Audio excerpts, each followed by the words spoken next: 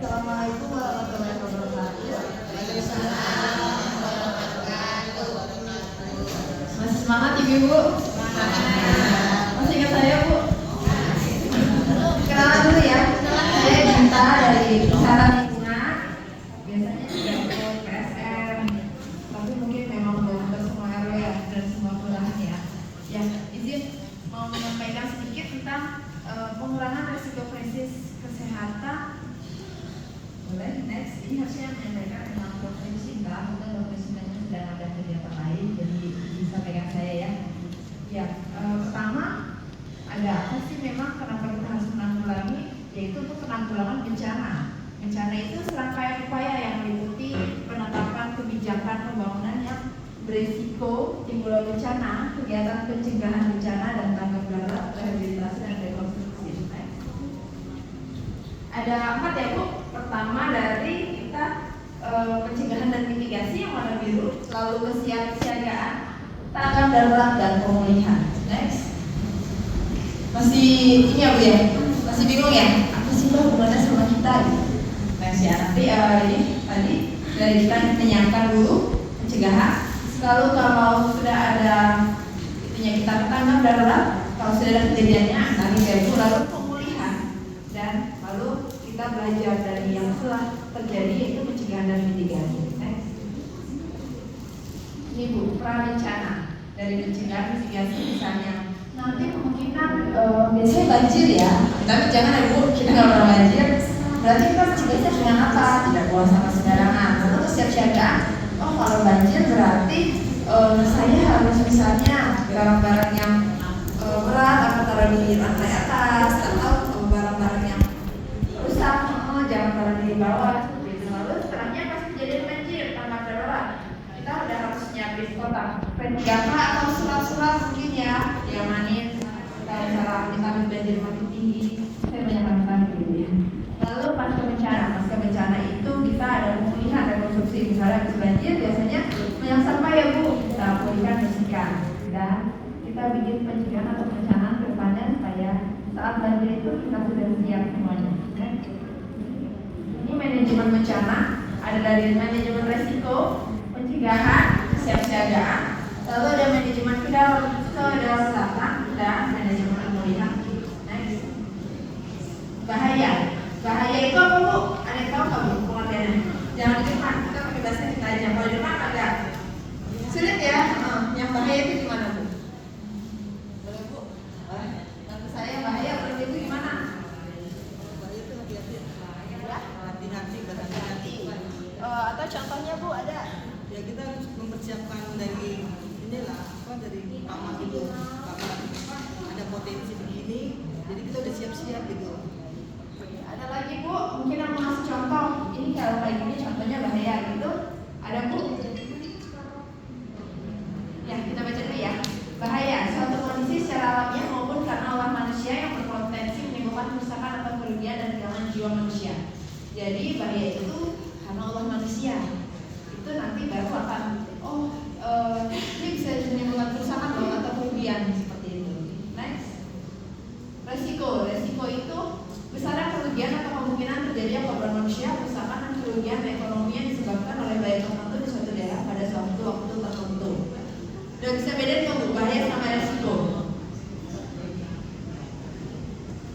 Sudah bisa bedakan? Saya nggak bisa tahu ya. Misalnya, punya bebas. Kalau seperti ini bahaya atau resiko? Bahaya atau resiko? Resiko. Resikonya apa? Jatuh. Lalu kalau begini tapi saya ada di bawahnya. Bahaya. Ya. Kalau bahaya itu yang bisa melukai. Itu pun karena kebenaran manusia. Salah kita ya, kita naruh begini terus kita ada di bawahnya. Kalau resiko, contohnya ya ini kita naruh miring atau naruh bagaimana, ini kemungkinan jatuh seperti itu ya. Next. Kerentanan itu ukuran kondisi dan atau suatu akibat keadaan. Faktor fisik banyak ya dari lingkungan juga dan sama berpengaruh buruk. Misalnya kita rentan nih banjir atau rentan kebakaran karena rumahnya rapet-rapet, rumahnya triplek dan masaknya masih pakai apa kalau di kampung itu Bu ya tubuh atau seperti itu. jenis bencana. Nah ini dia yang tadi saya infokan ke ibu-ibu. Jadi karena yang tahun lalu itu banyak kejadian gempa bumi ya, kita ngerasainnya walaupun alhamdulillah nggak kencang dan tidak merusak. Nah suatu ketika jika ada kejadian seperti itu lagi, ibu-ibu tahu apa yang harus dilakukan dan bisa diinfokan juga ke keluarga, ke kerabat atau tetangga ya. Jenis bencana dari geologi itu tuh geologi itu disebabkan oleh bumi kita sendiri, dari gempa bumi, tsunami, longsor dan tanah. Ada lagi dari hidrometeorologi, yaitu yang memang salah satunya dari bumi dan disebabkan oleh manusia, yaitu banjir, kekeringan. Ada lagi dari biologi itu kayak kemarin yang COVID-19 ya. Oke. Terus teknologi, misalnya ada kecelakaan transportasi seperti itu, lingkungan yang tadi kebakaran, pembunuhan hutan, dan sosial, misalnya ada konflik, tawuran warga atau teroris. Kegiatan manajemen bencana dimulai dari pencegahan. Tadi kita merencanakan nih mencegahnya dengan apa, misalnya biar nggak banjir dan tidak buang sampah sembarangan, atau kita rajin kerja bakti, atau yang tadi barang-barang yang mudah rusak jangan diletakkan di lantai seperti itu. Lalu kita lakukan mitigasi, persiapan, peringatan dini. Peringatan dini kalau di sini sudah ada Bu, misalnya amit-amit ada banjir di wilayah. Biasanya pakainya tandanya apa Bu kalau di wilayah? Ada nggak Pak? Sirine. Sirine ada ya Pak? Di Pademangan. Itu bunyi semua di Pademangan Pak. Kalau di wilayah Ibu, RW Ibu pakai apa? Kentongan. Kentongan masih ada? Lebih ini ya Bu ya? Atau pakai stiker dulu aja Bu ya? Iya, bisa begitu. Ini kita belajar lagi ya cara peringatan dini. Lalu tanggap darurat, bantuan darurat, pemulihan, rehabilitasi dan rekonstruksi. Ini dari pencegahan, misalnya agar tidak terjadi kebakaran, kita tiadakan bahayanya tersebut. Misalnya tadi biar tidak jatuh ya berarti kita tahu yang menangis seperti itu. Kalau contoh lainnya memperbaiki instalasi kelistrikan yang berpotensi menimbulkan kerusakan api. Siap-siagaan, kita nyiapin nih sarana komunikasi, poskonya, lokasinya, kalau nanti titik kumpulnya di mana, seperti itu ya. Terus peringatan dini ini yang tadi saya bilang. Peringatan dini itu punya syarat ya Bu. Pertama, menjangkau masyarakat. Kedengeran nih, misalnya dibuat di Pademangan, kedengeran Pademangan sampai Ancol, Pademangan Barat, Pademangan Timur. Lalu segera, jadi nggak nunggu ada bayar sekarang, punya yang lagi, enggak ya langsung ya. Terus tegas tidak membingungkan. Bunyinya satu-satu, misalnya bunyinya nih sekali berarti tanda kebakaran, misalnya nih tanda gempa bumi seperti itu ya Bu ya. Dan bersifat resmi. Oke. Ini mitigasi bencana.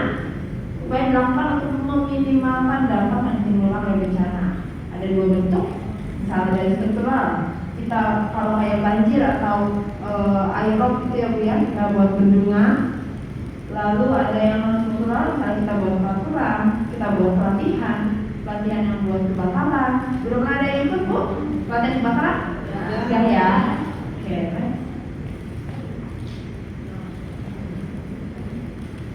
Tanggap darurat, upaya yang dilakukan segera pada saat kejadian bencana untuk menanggulangi dampak yang ditimbulkan, terutama berupa penyelamatan korban atau benda, evakuasi dan pengungsian.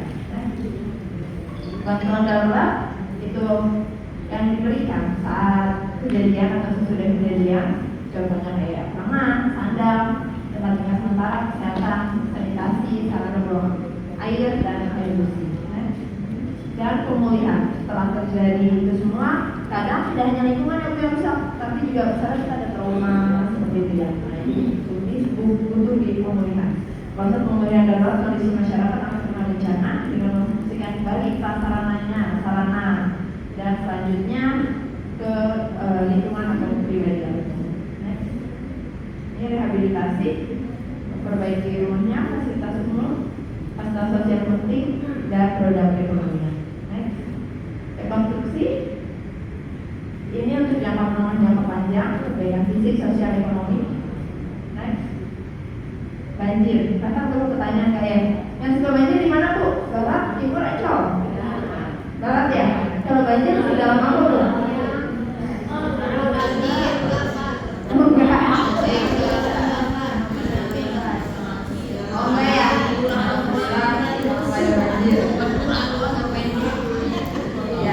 Next.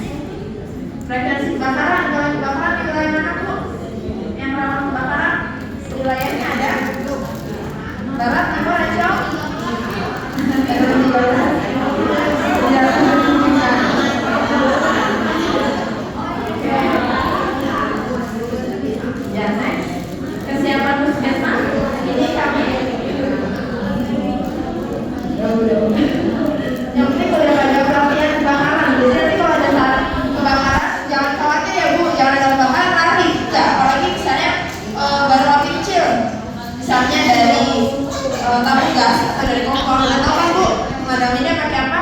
Ambil kain basah, yang tebel, ya dibasahin. Lalu ditutup, tapi ditutupnya jangan dilempar. Karena api itu kalau dilempar, dia kan dilempar mengeluarkan udara. Itu bukan nyulut tapi makin besar. Tutupin aja pelan-pelan gitu. Terus nanti sayang-sayang. Dilus ya Bu maksudnya. Jadi maksudnya emang apinya biar benar-benar mati seperti itu. Oke. Ini kita persiapan puskesmas atau kesehatan. Kita ada gadar yang 24 jam, biasanya ada yang ambulannya itu Bu, ada dokter, perawat. Kita menyatukan PSI nomor telepon udah pada save kan ya, nomor telepon puskesmas Pademangan ya. Nanti kita sebutin lagi. Lalu kita nyiapin juga pos kesehatan dan penyiapan logistik tentunya. SDM-nya ada ya, dari ya dokter, perawat, ambulannya ada. Oke, next. Ini SDM kesehatannya biasanya turun.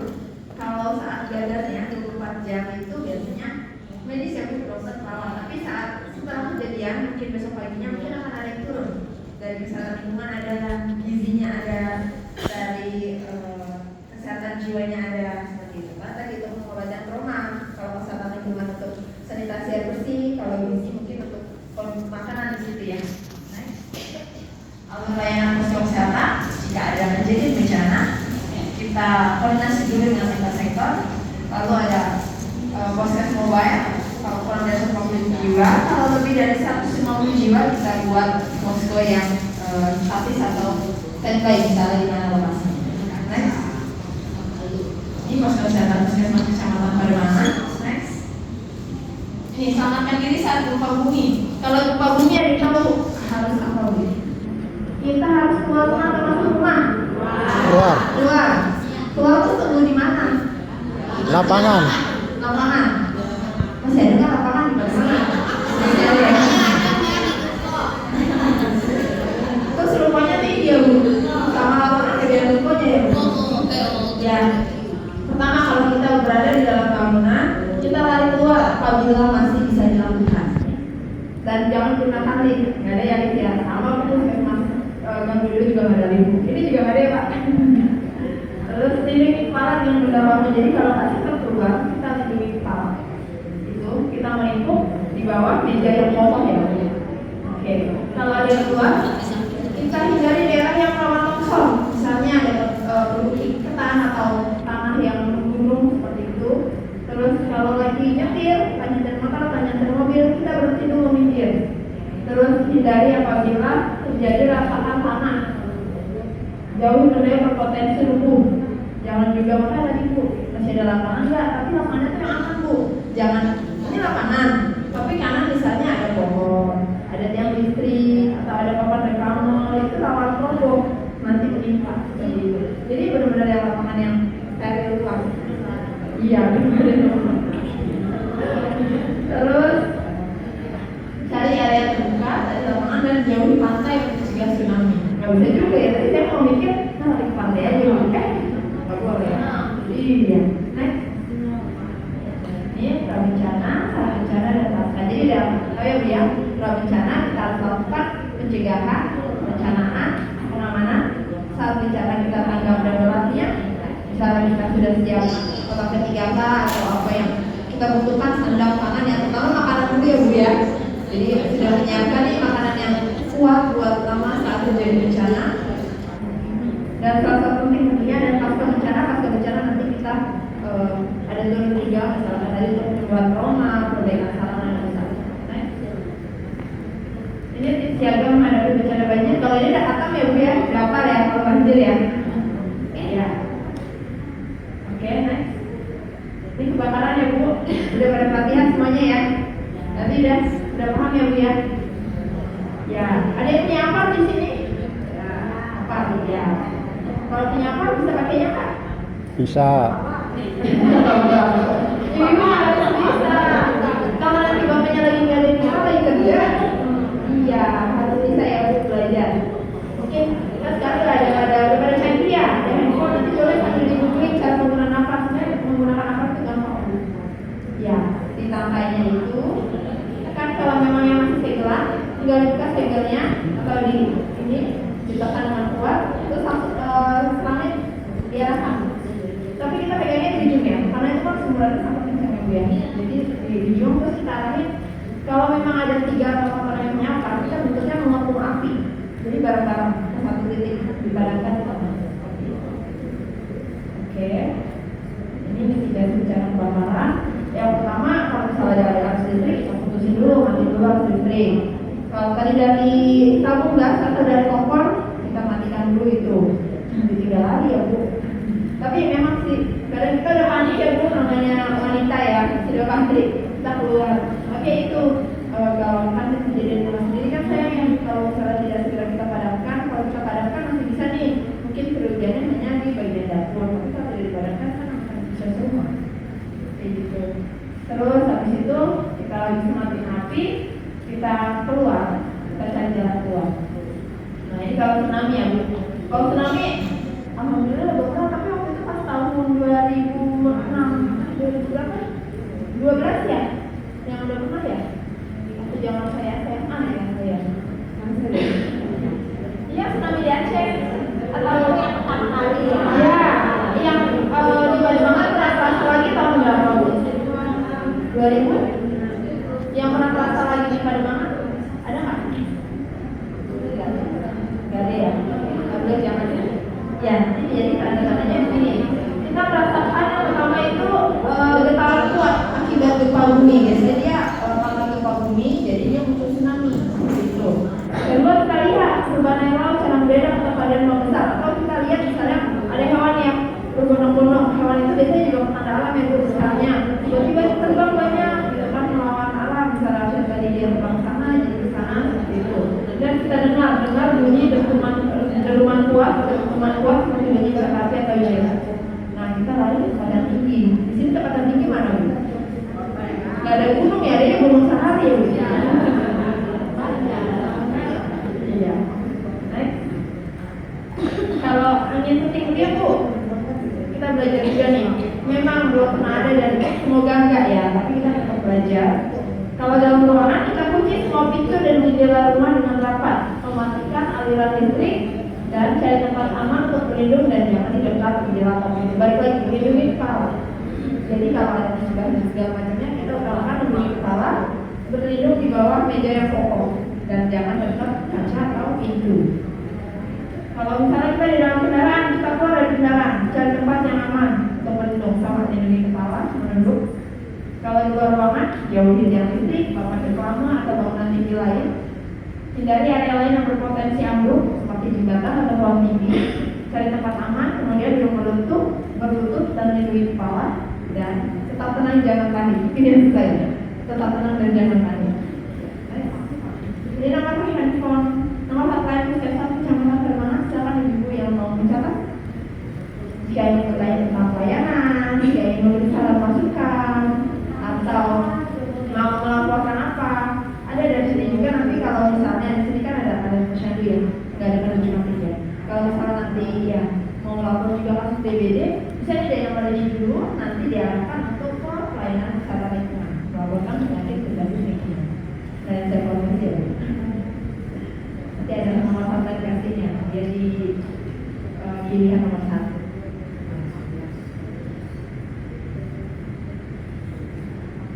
Kalau mau nanya pelayanan, mau kasih saran masukan, atau mau lapor ada kejadian apa, silakan.